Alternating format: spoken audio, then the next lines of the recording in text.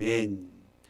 자, 오늘 이 말씀을 중심으로 해서 여호와와 아버지라고 하는 제목으로 함께 은혜를 나누려고 합니다. 지금까지 서기관들과 바리새인들의 신앙에 대해서 마태복음 23장을 통하여서 몇 주간 함께 은혜를 나누었습니다. 때로는 참 불편했고 또 때로는 찔리기도 하고 또 때로는 왜 이 사람들이 이렇게 존경받고 종교 지도자라고 하지만 이 정도밖에 안 됐을까라고 하는 그런 생각도 가지면서 예수님의 말씀에 귀를 기울였습니다. 왜 이 사람들은 그렇게 많은 지식과 열심히 있음에도 불구하고 정작 하나님으로부터 예수님으로부터는 아주 신랄한 비난과 책망을 받게 됐을까? 좀 의아하게 우리가 여길 수가 있습니다.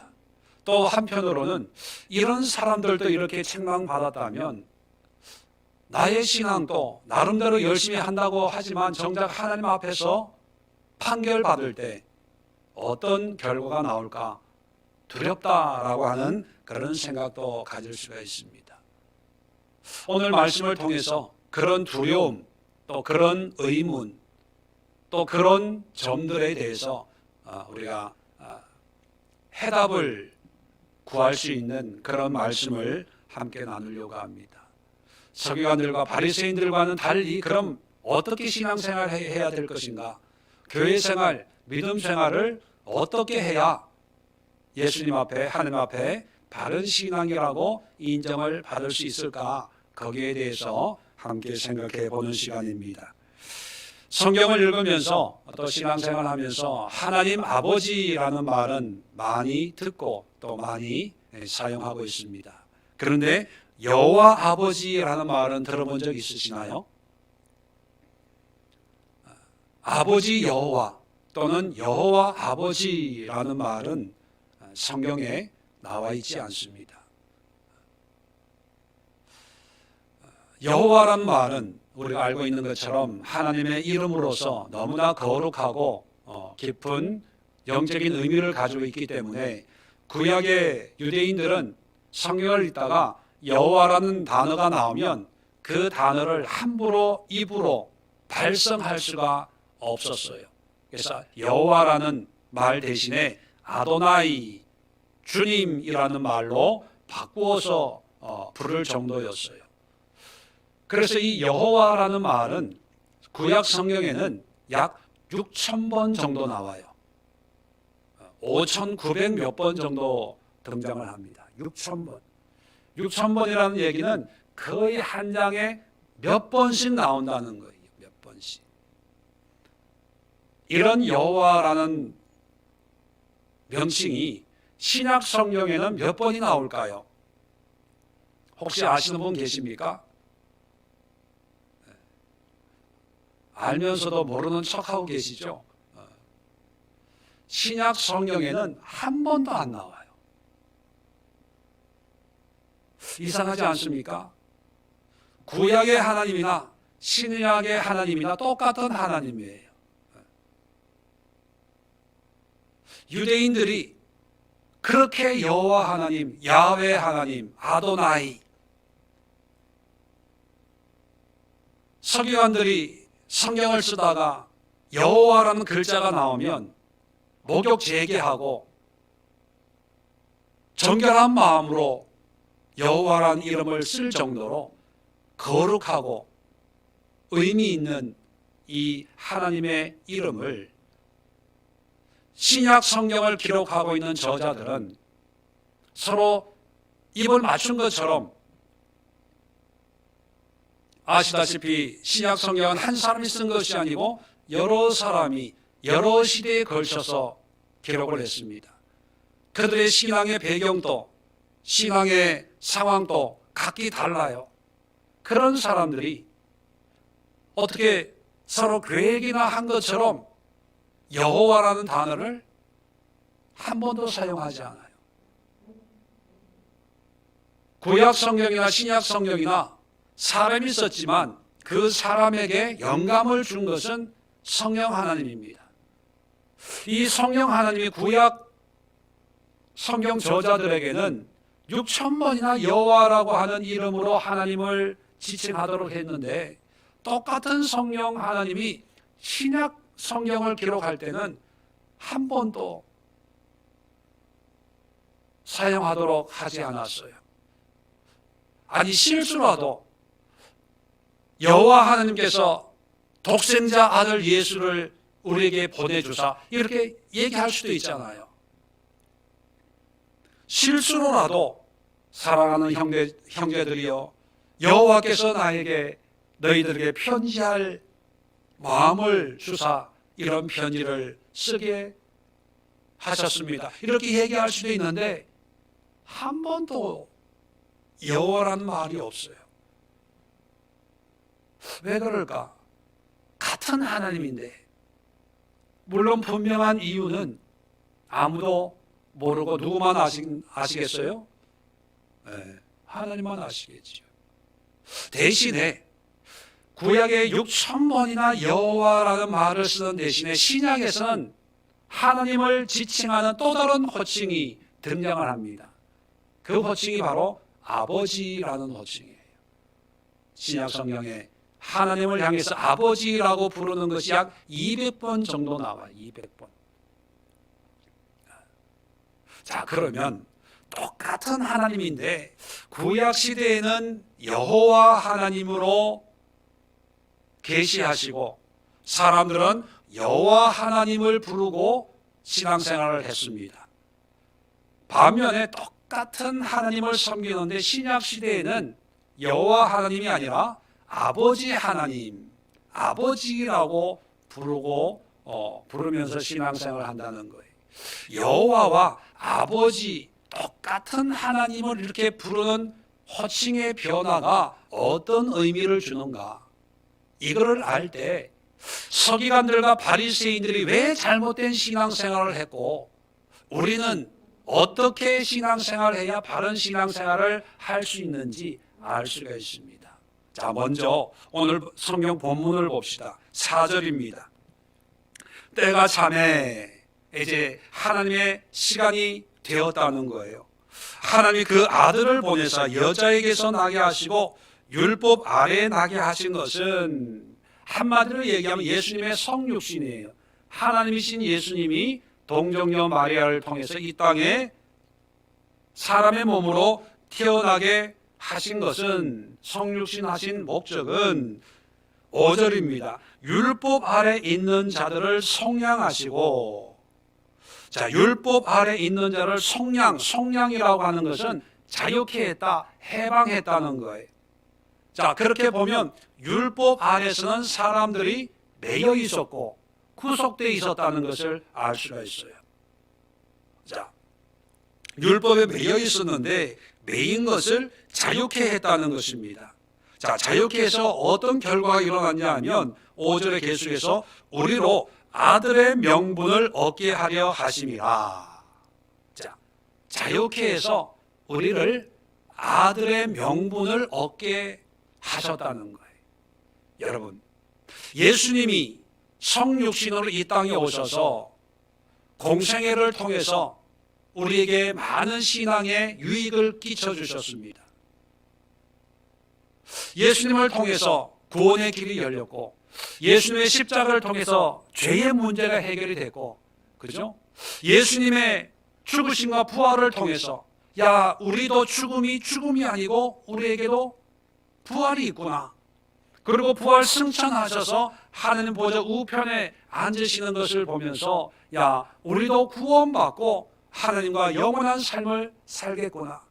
그리고 부활하셔서 장차 때가 되면 천군 천사와 함께 다시 재림하심으로 이 땅을 심판하시는 심판주로 오시는 것을 보면서 야, 예수 안에는 승리구나, 승리. 어떤 희망과 소망 여러 가지 의미를 우리에게 주십니다. 그런데 그런 많은 신앙의 의미와 유익 가운데 가장 중요한 것이 뭐냐면 예수님으로 말미암아 우리가 하나님의 자녀, 아들이 됐다는 거예요. 자, 그래서 구약의 유대인들은, 이스라엘 백성들은 하나님을 여호와 하나님으로 섬겼어요. 그래서 여호와 하나님이라고 하는 것은 창조주이시고 통치자이시고 전지전능하신 하나님이기 때문에 그 하나님 앞에서는 죄인으로서 감히 설 수가 없어서, 죄 많은 인간 입장에서는 아무리 의롭게 살았다 하더라도 하나님 앞에만 서면 나는 왜 그렇게 작아지는가, 뭐 그런 노래 가사도 있잖아요. 그것처럼 위축이 되는 거예요. 위축이 되다 보니까 고개를 제대로 들 수가 없는 거예요. 나는 죄인입니다. 부족합니다. 허물이 많습니다. 감히 얼굴을 들고 주님을 바라볼 수가 없습니다. 그래서 엎드려야 되고 숙여야 되고 무릎 꿇어야 되고, 그리고 늘 주님 앞에, 하나님 앞에는 두려움으로 살아갈 수밖에 없게 되지요. 늘 두려움으로 살다 보니까 이제 하나님이 주신 말씀, 계명이죠, 율법을 이제 지킬 수밖에 없는 거예요. 이해가 돼서 지키는 게 아니라 여호와 하나님이 하신 말씀이기 때문에, 지키라고 한 거기 때문에 무조건 지키는 거예요. 무조건 순종해야 되는 거예요. 자, 그러다 보니까 어떤 사람은 지키지 못해요. 그럼 죄인인 거죠. 어떤 사람은 열심히 잘 지켜요. 그럼 의인이 되는 거예요. 자, 열심히 잘 지켜서 의인이 되니까 이제 두려움이 조금 사라지게 되는 거죠. 안식일 지켰어, 11조 드렸어, 금식했어, 먹어야 될 것 먹고 먹지 말아야 될 것 안 먹었어. 그런 율법을 좀 지키니까 이제 내가 좀 하나님 앞에 설 때 하나님이 아시겠지, 내가 어떻게 살았는지 어떻게 지켰는지 아시겠지라는 그런 위안을 가지고 주님 앞에 나아갑니다. 그러다 보니까 여호와 하나님을 섬기는 사람들은 내 수고, 내 공로, 내 의가 중요한 거예요. 그래서 지키면 믿음 좋은 거고, 지키지 못하면 야, 하나님이 혼내는 거 아니야? 벌 주는 거 아니야? 그런 두려움 때문에 어쩔 수 없이 또 율법을 열심히 지키게 되는 것이 구약의 신앙의 모습이고 여호와 하나님을 섬기는 사람들의 모습입니다. 물론 하나님이 그렇게 섬기라고 말씀하는 건 아닌데, 사람들이 하나님의 마음을 알지 못한 상태에서 그저 두려움으로 하나님을 섬기다 보니까 자기도 모르게 이렇게 변질이 되는 거예요. 자, 그러다가 예수님이 이 땅에 성육신하시고 그 예수님의 십자가로 말미암아 우리에게 놀라운 변화를 주셨다 하는 것이 오늘 말씀이죠. 어떤 변화를 주셨다고요? 5절에 보면 우리로 아들의 명분을 얻게 하려 하심이라. 아들로 바꾸어 주셨어요. 자, 여기 아들의 명분이라는 단어가 나오는데, 명분이라는 단어가 뭐냐면 휘오데시아라는 헬라어입니다. 휘오데시아라는 말은 휘오스라는 단어와 티데미라는 단어가 붙어가지고 만들어진 단어예요. 휘오스가 뭐냐면 아들, 티데미라는 말이 만들다는 뜻이 영어로 메이크예요. 메이크. 또는 동사로 그렇게 뭐뭐가 되다 그런 뜻이에요. 그러면 아들이 되다라는 그런 의미인데, 이 의미를 성경은 어떻게 번역하냐 하면 양자로 번역을 합니다. 양자. 그래서 오늘 본문에는 아들의 명분을 얻게 하려 하심이라, 양자가 되게 했다, 이 말을 이렇게 번역을 했어요. 그런데 로마서 8장 14절 15절에는 이렇게 우리에게 말씀하고 있습니다. 무릇 하나님의 영으로 인도함을 받는 사람은 곧 하나님의 아들이라. 너희는 다시 무서워하는 종의 영을 받지 아니하고 양자의 영을 받았으므로. 우리가 아빠 아버지라고 부르짖느니라. 자, 양자의 영, 양자할 때가 휴오데시아예요. 다시 말하면 예수님으로 말미암아 우리는 진짜 아들은 아니지만 아들로 인정받는 양자가 되었어요. 자, 오늘날 양자, 양녀라는 개념은 우리 유교 문화에서는 친자식보다는 뭔가 조금 차별이 있는 그런 어감을 줍니다. 그런 느낌을 주는 것이 양자, 양녀의 개념이에요. 그런데 이 글이 쓰여지고 있던 로마 시대의 양자, 양녀의 개념은요, 오늘날과는 달리 양자, 양녀 삼는 것이 일반화가 됐어요. 잘 아시다시피 이 고대 사회는 전쟁을 많이 하잖아요. 전쟁을 하면 누가 죽습니까? 남자가 죽어요? 여자가 죽어요? 군인들이 많이 죽으니까 남자 청년들이 죽잖아요. 그러니까 자식을 잃는 것이 특별한 일이 아니고 일반적인 그런 상황이지요. 자식을 잃으면 이제 대를 잇기 위해서 또는 가정의 어떤 목적을 위해서 아들이 필요하면 친척이나 아니면 노예 중에서도 양자를 삼는 경우가 있어요. 양자를 삼으면 우리처럼 친자식이 없어서 그냥 하나 데려왔나 보다 이런 개념이 아니라 양자가 되면 친자식처럼 모든 법적인 권리와 어떤 그런 관계가 친자식처럼 되는 거예요. 그래서 역사를 보면 로마 황제 중에도 양자로 입양이 돼서 황제된 그런 황제들도 있을 정도입니다. 이건 부끄러운 게 아니고 사회적인 편견을 갖는 그런 관계가 아니라 누구나 인정하고 동의하고 법적으로 아무 문제가 없고 누구의 양자다라고 얘기하는 것이 부끄러움이 없는 그런 문화 속에서 기록이 된 말씀이기 때문에 하나님이 우리를 양자 삼았다, 아들의 명분을 주었다라고 하는 것은 친자식과 차별이 있다는 얘기가 아니고 친자식이 됐다는 의미예요. 자, 그럼 여러분, 구약에는 종의 영을 받았어요. 종의 영으로 율법을 무조건적으로 지켜야 되고 순종해야 되고 그 뜻을 따라야 돼요. 우리의 의지는 아무 필요가 없이 무조건적으로 100% 순종해야 하나님을 기쁘시게 한다고 믿었던 사람들입니다.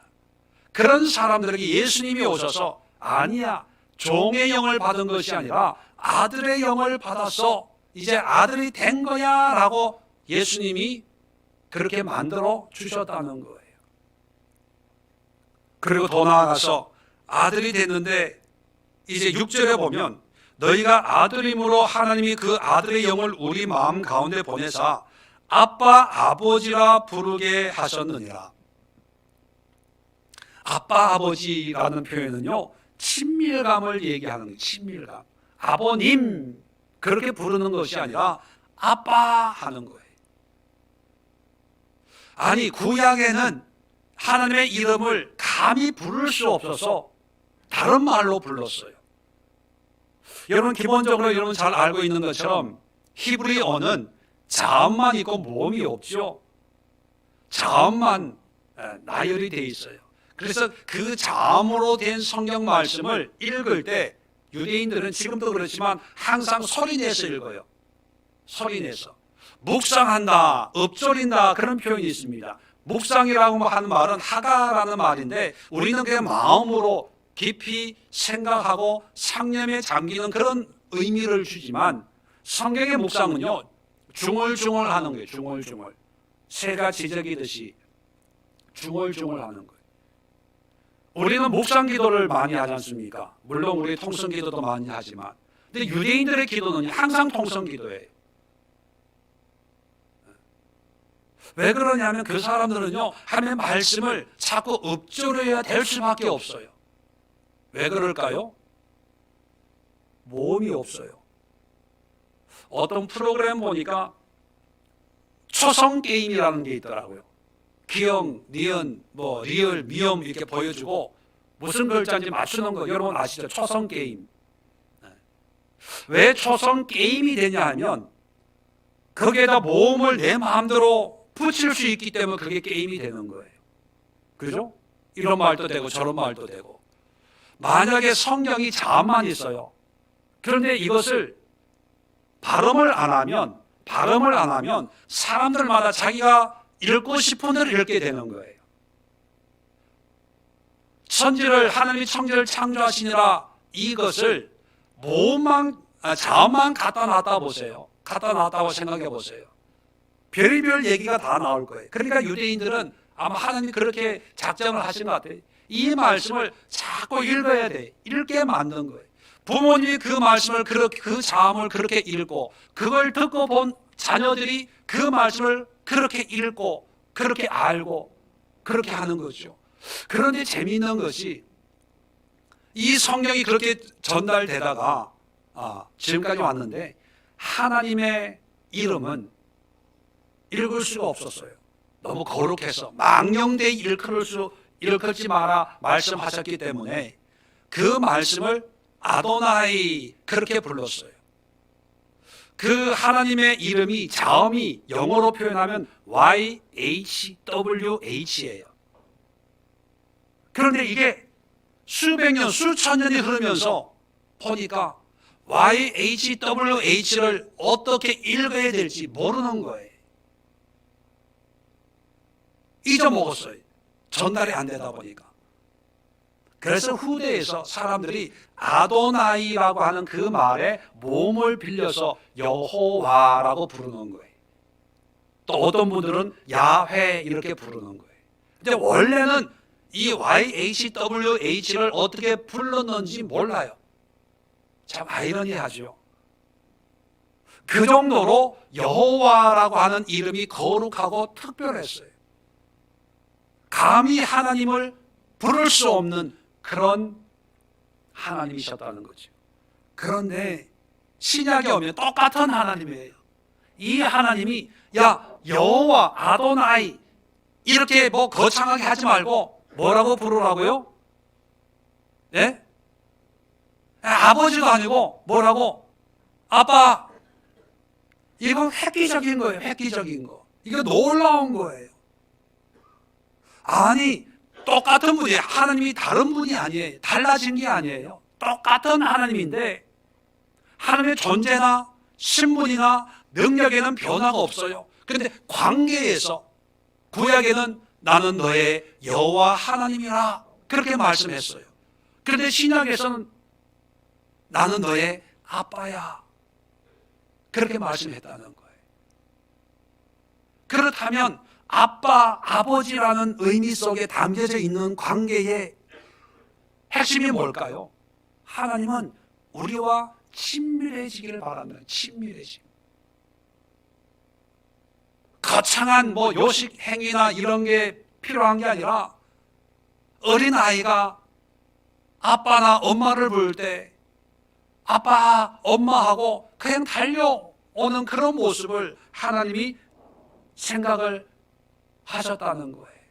그래서 예수님이 이제는 하나님을 여호와 하나님, 위대하신 하나님, 크신 하나님, 두려운 하나님, 위엄의 하나님 이렇게 여기지 말고 아빠로 여겨. 왜냐하면 너희가 하나님의 자녀가 된 거야. 예수님이 이렇게 관계를 만들어 주었다는 거예요. 자, 그래서 예수님이 공생애 할 때 제자들이 누가복음에 보면 예수님 세례 요한도 제자들에게 기도하는 법을 가르쳐 주었는데 예수님도 우리에게 기도하는 걸 좀 가르쳐 주세요. 기도가 뭡니까? 하나님과의 관계잖아요. 관계.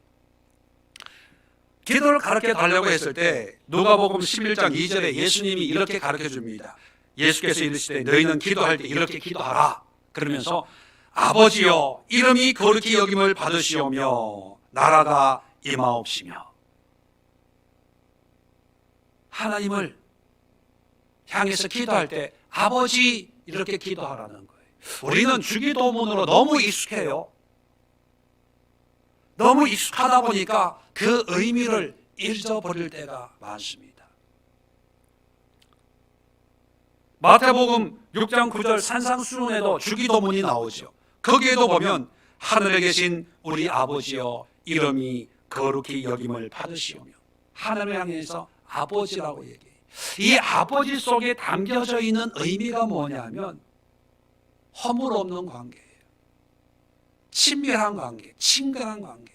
어떤 모습, 어떤 상태에서도 아버지 찾고 부르짖기만 하면 응답하시고 만나주시는 그런 관계로 새롭게 설정을 하는 거예요. 그렇다면 서기관들과 바리새인들이 왜 자기 의를 드러내고 금식을 자랑하고 기도를 자랑하고 자기가 알고 있는 그 말씀의 어떤 수준에 대해서 자랑하면서 사람들에게 인정을 받고 싶은 그런 외식적인 신앙생활을 할 수밖에 없었을까요? 여호와 하나님이라고 생각하고, 하나님은 두려운 하나님이니까 그 두려움을 극복하려면 하나님의 말씀, 율법을 잘 지켜야 된다고 생각하다 보니까 하나님과의 관계보다도 율법을 지켰냐 안 지켰냐로 신앙이 좋고 나쁨을 판단하다 보니까 이렇게 이중적인 외식적인 신앙이 된 거예요. 그래서 예수님이 볼 때 그건 아니다, 이 뱀들아, 독사의 새끼들아, 지옥의 판결을 피하겠느냐, 그렇게 말씀하신 거죠. 우리는 서기관들과 바리새인들을 보면서 이 바보 같은 사람들, 성경에 그렇게 성경을 많이 공부하고 연구하면서도 그것도 몰랐어 라고 할 수 있어요. 그런데 실질적으로 그들은 몰랐습니다. 하나님이 구약을 통해서 이스라엘 백성들과 친밀한 관계를 맺고 싶어 하셨지만 정작 사람들은 하나님을 다르게 생각한 거죠. 여호와 하나님으로 문자 그대로 여겨서 어떤 문자적인 그런 신앙생활에 빠져든 거죠. 그렇다면 우리도 마찬가지입니다. 하나님 아버지라고 새로운 관계 설정을 우리에게 해주셨어요. 그렇다면 우리는 아버지와 아들의 관계로 하나님을 섬겨야 되는데, 여러분들은 그렇게 신앙생활을 하고 있습니까? 여전히 두렵고, 여전히 불편하고, 여전히 아버지 소리가 나오지 않아요. 아빠 소리가 나오지 않아요. 왜요? 관계가 멀다고 생각하니까. 하나님은 저 멀리 계신 분이고 나는 뭐 믿음도 없고 죄 많이 짓고 허물 많은 사람이니까 나 같은 사람을 하나님이 뭐 인정이나 하겠어? 그런 생각을 가지고 아빠 아버지라고 부르면서 하나님 앞에 진지하게 기도할 생각조차 안 하고, 나는 원래 믿음 없는 사람이야, 믿음 좀 당신이나 기도해, 당신이나 교회 가서 예배 드리고, 나는 뭐 믿음도 없는데 뭐, 이렇게 생각하는 것도요 신약시대 신약판 서기관들과 바리새인들이에요. 하나님이 예수님을 통해서 새로운 관계를 만들어 주셨는데 그 관계가 바로 하나님의 자녀가 됐다. 이걸 여러분 잊지 마세요. 그리고 누가 예수님이 이 땅에 오셔서 행하신 일 중에 가장 중요한 것이 무엇입니까? 묻는다면 두 가지를 말씀하면 돼요. 첫 번째, 죄의 문제를 해결하셨고, 두 번째는 예수님으로 우리가 하나님의 자녀가 됐습니다. 그거예요. 그게 가장 중요한 성육신의 사건입니다. 자, 그렇다면 두 번째로 생각해 볼 것은 뭐냐면, 자녀가 됐다면 삶이 달라지는 거예요. 자, 구약시대 여호와 하나님을 믿는 사람들은 말씀드린 것처럼 하나님이 너무 두려우니까 그 두려움을 극복하기 위해서 율법을 열심히 지키려고 한 거예요. 그래서 율법을 열심히 지켜서 율법을 열심히 지키면 그것이 내 의가 되는 거예요. 내 수고요 공로가 되는 거죠. 그래서 나는 이런 사람입니다. 이렇게 지키고 이렇게 하고, 그래서 신약 시대에도 예수님이 말씀하신 것처럼 세리와 바리새인이 성전에 기도하러 갔을 때, 세리는 죽을 죄인입니다 감히 얼굴을 못 드는데 세리는 당당하게 기도하죠.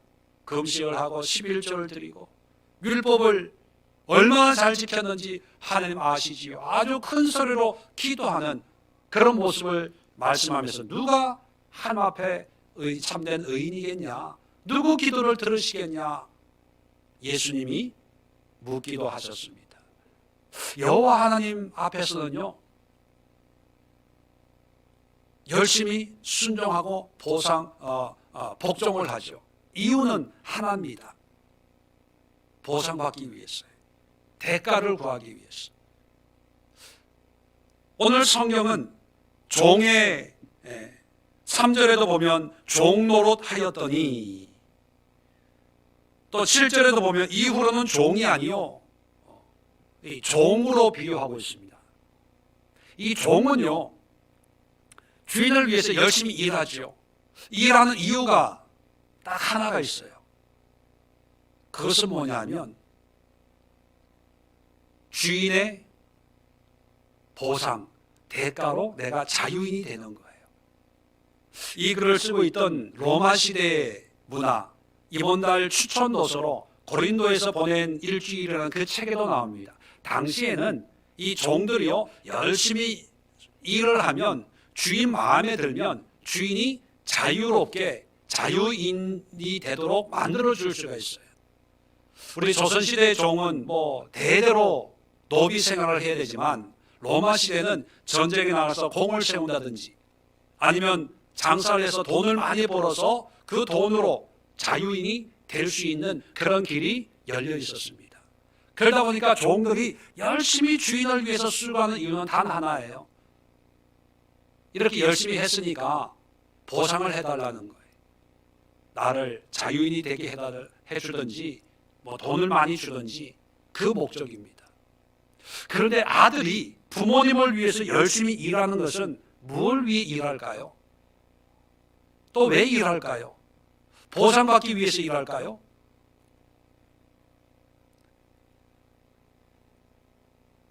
자식이 부모를 섬기는 것은 그냥 자식이기 때문에 섬기는 거예요. 부모를 공경하는 거죠. 이유가 없어요. 관계이기 때문에 그냥 하는 거예요. 그런데 부모 자식 간에 어떤 보상이나 대가를 바란다면 그것은 위험한 관계입니다. 자, 그래서 예수님으로 말미암아 우리가 하나님의 자녀가 되었어요. 그러면 이제 우리는 종의 영, 종노릇 하지 않고 아들 노릇, 아들의 영을 가지고 있기 때문에 우리는 그냥 아무 조건 없이 그저 우리의 할 일을 하는 거예요.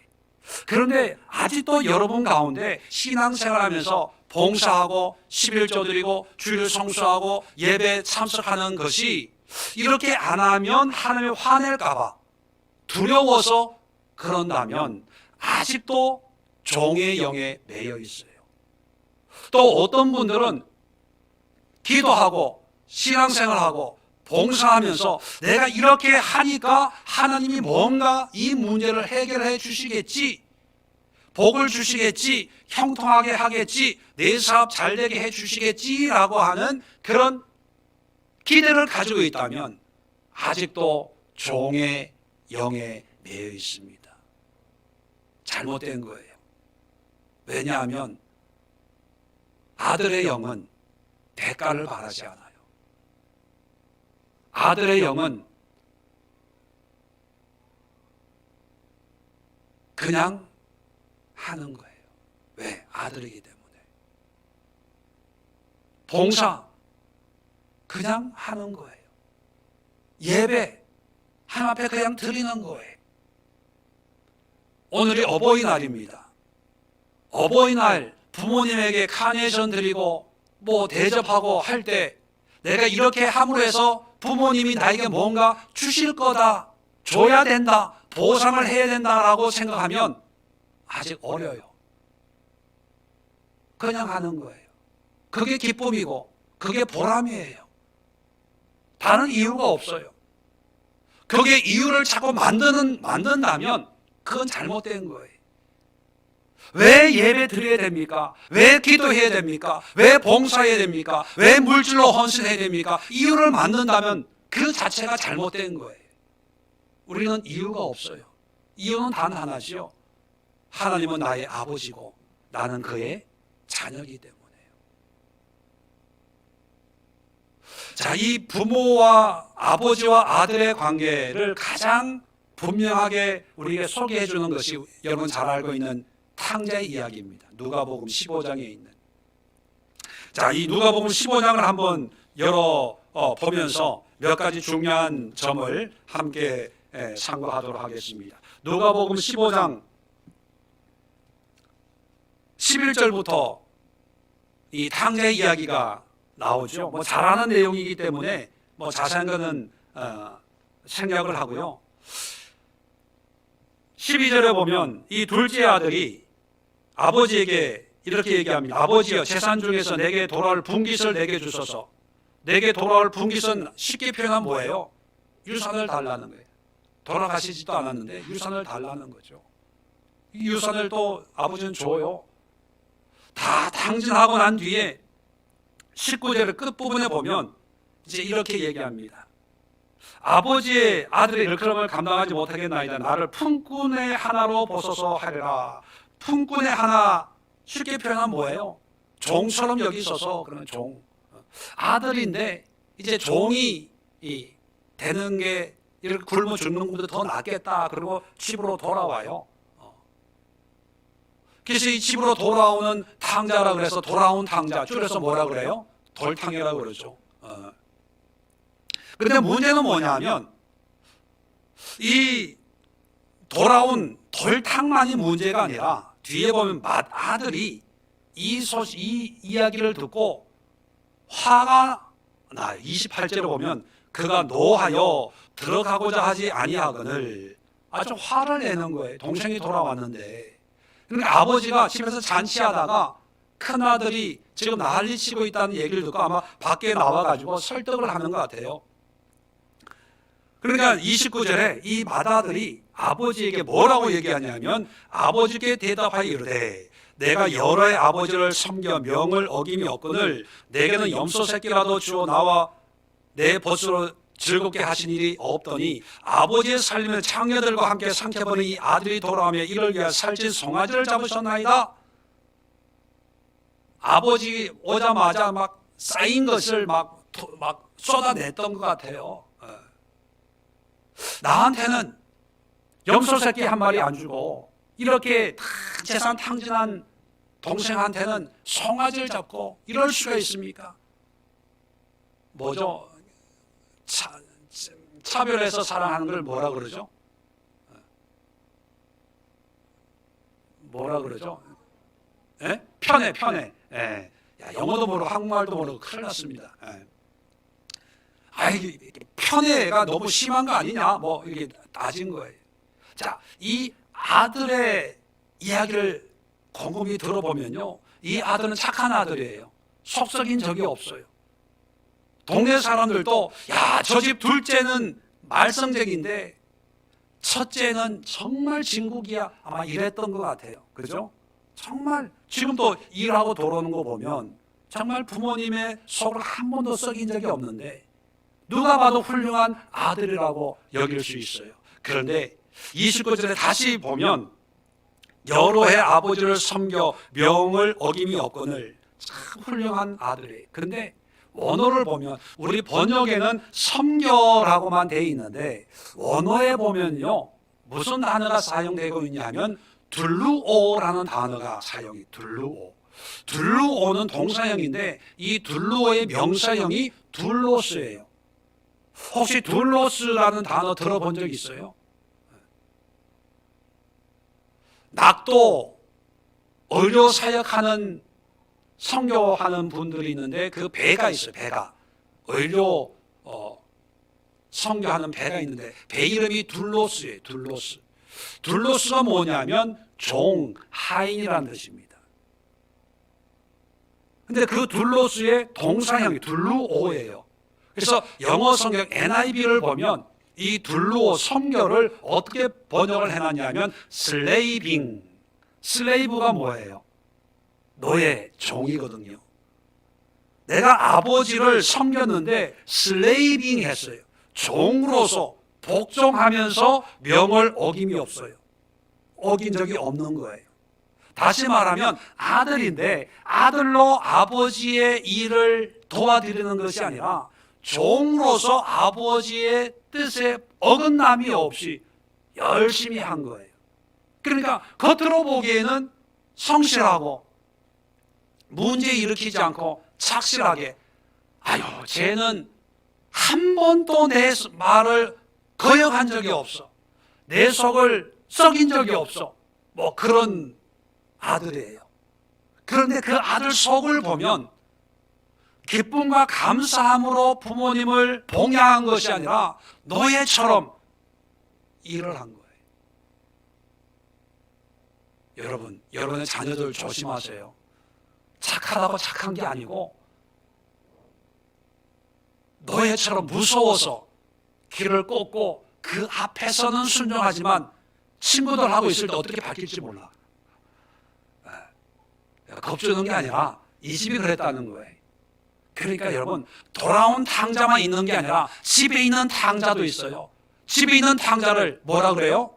집탕이라 그래요. 집탕. 그래서 돌탕도 있고 집탕도 있는 이 집안, 집구석을 잡탕 집안이다. 착해서 착한 것이 아니라 노예처럼 일한 거예요. 그러니까 노예이기 때문에 이 큰아들은 뭘 바라겠어요? 대가를 바라는 거예요.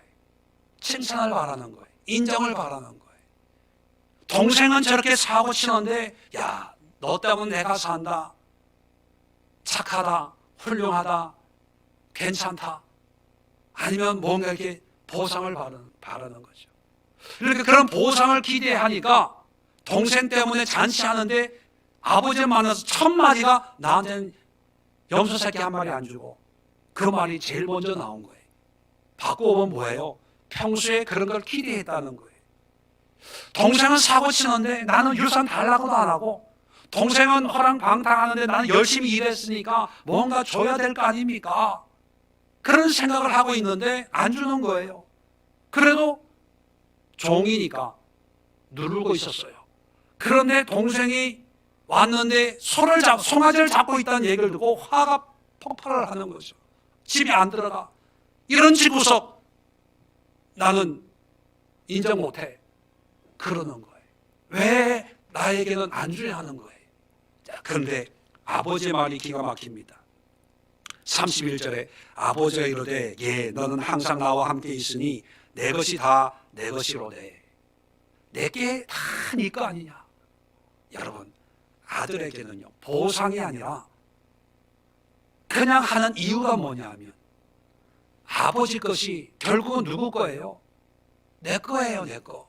그러니까 아버지의 일이 결국 누구 일입니까? 내 일인 거예요. 그러니까 종은 주인의 일을 하는 거지만 아들은 내 일을 하는 거예요. 그러니까 자랑할 게 있어요, 없어요? 없어요. 보상을 기대할 필요가 있어요, 없어요? 없어요. 하나님 앞에 봉사하는 게 하나님의 일을 하는 게 아니라 결국 내 일을 하는 거예요, 내 일. 내가 예배 드리는 게 결국은 내 일을 하는 거예요, 내 일. 내 거가 되는 건 내 거가. 누구 위해서 하는 게 절대로 아니에요. 누구 때문에 하는 것도 아니에요. 기도하는 거는 나를 위해서 하는 거예요, 나를 위해서. 하나님께 우리가 뭘 더 한다고 하나님이 더 많아질까요? 하나님 앞에 헌금을 더 많이 드린다고 하나님 더 부자가 될까요? 아니에요. 태평양에 물 한 컵 붓는다고 뭐 표시가 나겠어요? 아니에요. 그것은 결국 내가 하는 거예요. 내 걸로 돌아오는 거예요. 그러니까 자랑할 것도 없고 내세울 것도 없고, 누가 비가 오든 눈이 오든 바쁘든 그렇지 않든 피곤하든 안 피곤하든 그냥 내가 할 일을 꾸준하게 하는 게 그게 아들이에요. 그게 자녀예요. 아유, 목사님 바빴어요. 목사님 피곤했어요. 예, 그건 사람 간에 어떤 관계성에 일어나는 것이 하나님 입장에서 보면요, 네가 해야 될 일을 왜 안 하냐? 네 일이야, 네 일. 누구 때문에, 담임 목사 얼굴 때문에 교회 가고 봉사하고 뭐 하는 게 아니야. 내 것이 다 네 것이 아니냐. 그 얘기. 그게 자녀예요, 자녀. 자, 그렇다면 우리는 신앙생활을 뭔가 종처럼 보상을 받고, 내가 이렇게 했더니만 하나님 이런 은혜를 주시고, 또 이렇게 안 했더니만 하나님 이렇게 치시고, 그걸 가지고 얘기하고 그런 두려움으로 신앙생활을 한다면 아직도 종의 영이에요, 종의 영. 아직도 구약시대에 예수가 없다는 거예요, 예수가. 예수의 십자가 내 마음에 없어요. 반대로 예수님으로 말미암아 우리의 신앙은 이제 뭔가 있고 없고를 위해서 신앙생활하는 것이 아니라 하나님을 위해서, 하나님의 자녀로서 내가 기도하고 봉사하고 섬기고 베풀고 나누고, 그런 신앙의 삶을 통해서 안 좋은 일이 일어날 수 있어요. 그러면 종의 영을 가지고 있는 사람들은요, 이렇게 생각해요. 내가 뭐 잘못했나? 내 믿음이 잘못됐나? 내 안에 무슨 죄가 있나? 죄가 있어서 이런 문제가 생겼나? 종의 영이에요. 근데 아들의 영은 뭐예요? 안 좋은 일 생기면 안 좋은 일 생긴 그 자체를 받아들이고, 하나님이 이런 걸 깨달으라고 나에게 이런 걸 맛보라고 하셨구나. 또 반대로 좋은 일 생기면 자랑하고 떠벌리고, 기도했더니만 하나님이 응답 주셔서 이런 복을 주시고, 그게 아니라 잘되면 잘된 그대로를 인정하고 받아들이고, 하나님이 내가 이렇게 했더니만 이런 은혜를 주시네. 아들에게는 주어진 삶의 변화나 이게 아버지와 나 사이의 관계에 어떤 문제로 여기지 않아요. 그냥 생기면 생기는 거예요. 있으면 있는 거예요. 없으면 없는 거예요. 그래서 바울은 로마서에서 이렇게 얘기합니다. 로마서 8장 17절로 18절. 자녀이면 또한 상속자, 곧 하나님의 상속자요 그리스도와 함께한 상속자니 우리가 그와 함께 영광을 받기 위하여 고난도 함께 받아야 할 것이니라. 자, 상속자가 됐다는 거예요. 상속자. 결국은 내 거가 되는 거예요. 근데 상속자가 됐다는 것을 강조하기 위해서 뭐라고 뒤에 뭘 하나 덧붙이냐면, 우리가 그와 함께 영광을 받기 위하여 고난도 함께 받아야 할 것이니라. 영광의 상속자가 됐다면 이 땅에 고난도 함께 받아야 된대요. 그러면 사람들이 하나님의 영광의 상속자가 됐다 그러면 다 아멘해요. 그러다가 그렇다면 고난도 함께 상속을 받아야 됩니다 그러면 노멘해요. 왜? 영광은 좋고 고난은 싫거든요. 그런데 바울이 이 말을 하는 것은 고난도 다 받아라 그런 얘기가 아니라, 지금은 초대교회 로마 시대는 많은 어려움이 있었거든요. 그 고난 속에 신앙생활을 하고 있는데, 그 고난 속에 내가 상속자라는 것을 잊지 말라는 거예요. 하나님의 영광을 이어받는 그런 상속자가 됐기 때문에 이 고난은 고난스럽지만 그렇게 중요한 게 아니라는 거예요. 그래서 로마서 8장 18절에 이 말씀에 이어서 뭐라고 얘기하냐면, 생각하건대 현재의 고난은 장차 우리에게 나타날 영광과 비교할 수 없도다. 지금 아무리 어렵다 그래도 장차 나타날 영광, 상속과 비교하면 상속이 남는 장사라는 거예요. 그러니까 이 고난 때문에 불평불만하지 말라는 거예요. 아무리 없어도 우리는 상속자가 됐기 때문에 한 영광을 다 갖는다는 거예요. 여러분, 집이 없어도, 돈이 없어도, 건강이 없어도 기죽지 말라는 거예요. 아이고 죽겠다 하지 말라는 거예요. 뭐도 없고 하지 말라는 거예요. 여기도 아프고 저기도 아프고 힘들고 이것도 힘들고 저것도 힘들고 이것도 속썩이고 저것도 속썩이고 하지 말라는 거예요. 왜요? 우리는 하나님의 상속자이기 때문에 하나님의 것이 다 결국은 나의 것이 돼요. 그러니까 그 나의 것이 되는 그 영광을 생각해 보면 지금 아무것도 아니라 아무것도. 없어도 없는 것이 아니고 있어도 있는 것도 아니고 약해도 약한 것도 아니고 강해도 강한 것도 아니고 그냥 이 땅은 하나님의 자녀로서 사는 거예요. 때가 되면 하나님의 상속을 받을 때가 되면 상상할 수 없는 영광을 누리게 되기 때문에 작은 것 가지고 도토리 키재기 하듯이 더 가졌냐 못 가졌냐 큰 거 있냐 작은 거 있냐 하지만 할 필요가 없다는 거예요. 그건 종의 영이에요. 종의 영. 그래서 병든 자 소경 안전뱅이 보고 이것은 누구의 죄입니까? 이렇게 물어보잖아요. 그게 종의 영이거든요. 아들의 영은요, 내가 장애가 있어도 괜찮아요. 하나님이 나를 자녀 삼아 주셨기 때문에 자녀에게는 유업을, 오늘 본문으로 돌아가면 7절 보세요. 그러므로 내가 이후로는 종이 아니요 아들이니 아들이면 하나님으로 말미암아 유업을 받을 자니라. 상속자이기 때문에 지금은 가난할지라도 결국은 부유하기 때문에 기죽을 필요가 없다는 거예요. 자, 그래서 결론적으로 종의 영을 받은 사람, 여호와 하나님을 섬기는 사람들은 자기 공로, 자기 의를 드러냅니다. 그리고 자기 공로를 쌓는 것이 신앙의 결과고 신앙의 모습이라고 생각합니다. 그래서 나는 성수기를 철저히 하고 11조 철저히 드리고 절기 철저히 드리고 먹을 거 안 먹고 입을 거 안 먹고 지금도 유대인들은요 한여름에도 머리 귀 밑을 밀지 않고 모자 쓰고 그렇게 다니는 그런 사람들이 있습니다. 세상과 타협하지 않고 나는 이렇게 살 거야. 그게 종의 영이에요. 아들의 영. 아들은 뭐예요? 가진 게 없어요. 가난해요. 부족해요. 병들었어요. 세상이 볼 땐 초라해요. 그런데 예수 그리스도로 말미암아 우리가 하나님의 자녀가 됐어요. 그러면 어떻게 살아가야 될까요? 감사와 기쁨으로 살아야 된다는 거예요. 나 같은 사람에게 자녀 삼아주신 이 은혜를 내가 덧입었다는 거예요. 그래서 성경은 이런 마음을 사랑의 빚진 자 그렇게 표현합니다. 사랑의 빚진 자. 이 빚은 하나님께 빚을 졌거든요. 자격이 없어요. 없는데도 양자 삼아 주신 거예요. 적어도 하나님 아들 되면 예수님처럼 돼야 돼요. 그렇죠? 그런데 우리는 예수님 근처도 못 가잖아요. 그런데도 예수님이 누린 그 아들의 반열에 우리도 똑같이 세워주시는 거예요. 세상에 이런 은혜가 어디 있겠어요?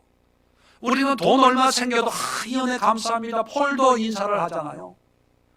그런데 하나님의 아들의 반열에 세워주신 이 은혜를 누리는데 하나님 앞에 우리는 감사밖에 없어요. 감사밖에. 그리고 이 감사를 통해서 우리가 하나님의 자녀가 되고 상속자가 됐기 때문에 옛날에는 종의 영을 받았을 때는 이 사람 저 사람하고 비교했어요. 하다못해 쌍꺼풀이 있냐 없냐 이것 가지고도 기 죽고 기 살고 그랬어요.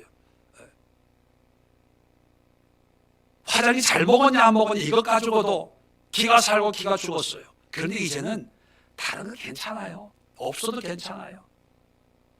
장차 하나님의 상속자가 되어서 지금은 돈 많은 천원 때문에 울고 불고 짜고 하지만 때가 되면 물질 의미가 없는 시대가 세계가 열리는 거예요.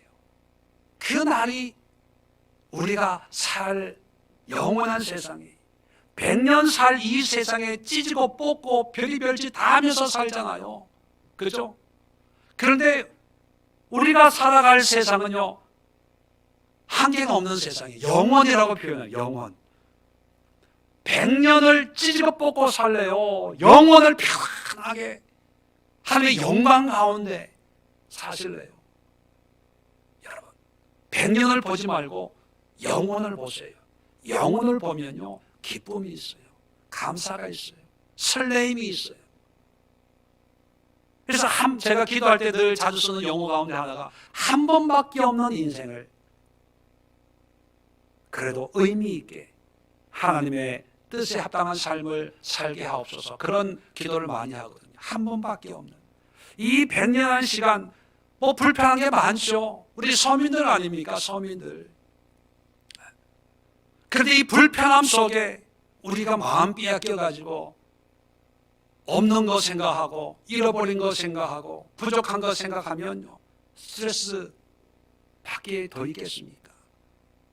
그런데 우리가 아들이에요. 아들. 나쁜 얘기지만 이게 나쁜 표현이에요. 나쁜 표현인데 세상에서 부모가 부자예요. 그런데 아들이 돈이 없어. 그러면 어떤 날을 기다릴까요? 솔직하게 얘기하세요.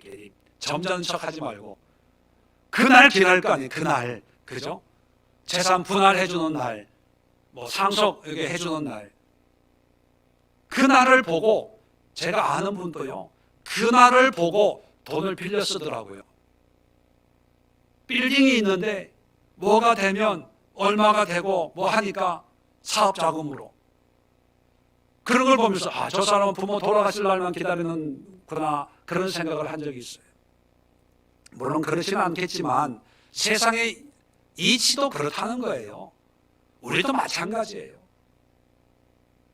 하나님이 우리에게 상속자로 상속을 물려줄 그날이 다가오고 있습니다. 오늘보다 내일이 하루 더 가까워져요. 내일보다는 이번 달보다는 다음 달이 더 가까워져요. 우리는 나이 듦에 두려움이 있습니다. 그것은 뭐냐면 100년만 바라보니까. 그런데 상속자의 시간으로 보면요, 나이 듦이 뭐예요? 더 빨라지는 거예요. 더 가까워지는 거예요. 자, 그렇다면 나이 들고 싶으세요? 그래도 나는 나이는 싫다, 그러세요. 나이 들고 싶으신 분만 아멘. 네. 상속 날을 기다리고 있어서 그래요. 네. 말씀을 나누겠습니다. 우리는 서기관들, 바리새인들을 보면서 이 바보 같은 사람들, 믿음 없는 사람들, 그렇게 얘기합니다. 또 우리 주변에도 어떤 분들을 향해서 믿음 좋은 사람, 또 나쁜 사람, 이렇게 얘기합니다. 자, 그 기준이 뭘까요? 그 기준이 뭐 여러 가지가 있겠지요. 교회 봉사 잘하냐, 주일 출석 잘하냐, 성경 많이 알고 있냐, 뭐 기도 많이 하냐. 예. 그런데 그 모든 외적인 어떤 신앙의 모습이 오늘 예수님이 말씀하고 있는 하나님의 자녀로서 그 모든 신앙의 모습을 감당할 때 하나님이 진정한 신앙을 인정하는 거지. 누가복음 15장에 나와 있는 맏아들처럼 속은 안 썩여요. 세상적으로 보면 훌륭한 아들이에요. 근데 그 속을 보면 아들이 아니라 종으로 살아요. 종으로 열심히 하는 게 그게 서기관 바리새인들이거든요. 그들을 향해서 예수님이 뱀들아, 독사의 새끼들아, 지옥의 판결을 어떻게 피할 수 있겠냐 책망하셨다는 것이. 그렇다면 우리는 신앙의 모든 동기와 모습과 의미를 어디에서 시작해야 되냐? 아빠, 아버지에서 시작해야 됩니다. 아빠, 아버지는요, 우리의 모습이 어떤 모습이든지 상관하지 않고 자녀 삼아 주었기 때문에 여러분이 죄가 있어도 허물이 있어도 아버지, 아빠, 그리고 주님 앞에 나아가기만 하면 하나님은 아들로 다시 받아주시고 인정해 주시고 말씀하시고 관계를 회복시켜 주십니다. 그런 신분인 것을 여러분 잊지 마세요. 목사님은 장로님입니까? 권사님입니까? 뭐 집사님입니까? 아니, 미혹되지 마세요. 저 또한 받아들일 수 있어요. 목회 안 하면 하나님 앞에 혼날까 봐 이 시간 이렇게 외치고 있는지도 몰라요. 중요한 것은 여러분 한 분 한 분이 다 똑같은 하나님의 자녀예요. 자녀. 저나 여러분 다 똑같아요. 이제 보상, 대가를 바라보면서 신앙생활 하지 마시고 장차 주실 상급, 유업을 바라보면서 오늘을 기쁨과 감사함으로 살아낼 수 있기를 주의 이름으로 축원을 드립니다. 기도하겠습니다. 좋으신